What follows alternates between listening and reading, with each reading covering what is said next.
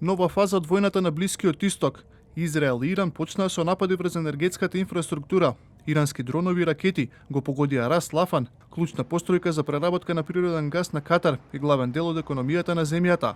Предизвикана е голема материјална штета. Катарската влада нареди прекин на работата, а како одмазда ги прогласи воените и безбедносните аташеа на иранската амбасада за непожелни лица и ги протера од земјата.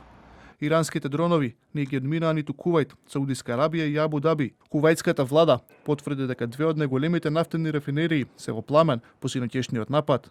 И властите во Обединетите Арапски Емирати ги затворија гасните капацитети во Абу Даби, откако противвоздушната одбрана соборила неколку летала. Саудиска Арабија го повика Техеран да ги прекине нападите врз соседните држави и предупреди дека ќе има последици.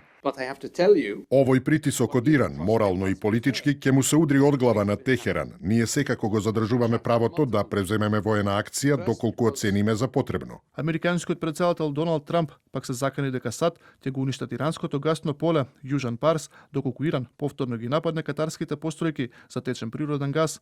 Според Трамп, Израел не ги известиле САД за нападите врз енергетските капацитети на Иран и дека Катар немал никаква улога во нападот.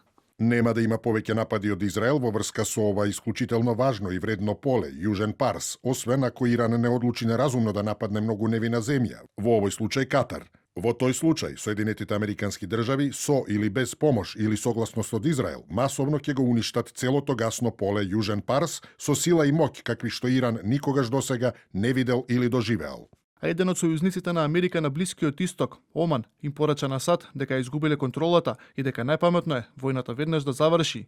Неколку дена откако почна судирот, оманскиот шеф на дипломатијата, кој беше посредник на последната рунда преговори, изјави дека е збунет од нападот врз Иран, со оглед на тоа дека Техеран ги прифатил сите барања на американските представници.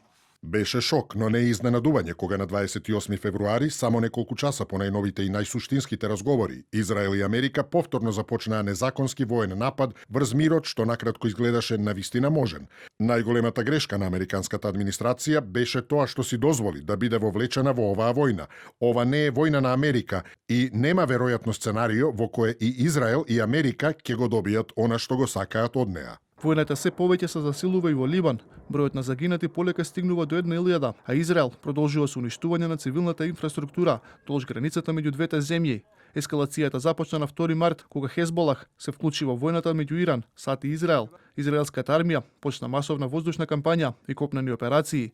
Во меѓувреме, Меѓународната организација за миграција предупредува дека постојано расте бројот на лица кои го напуштаат Либан поради секојдневните бомбардирања.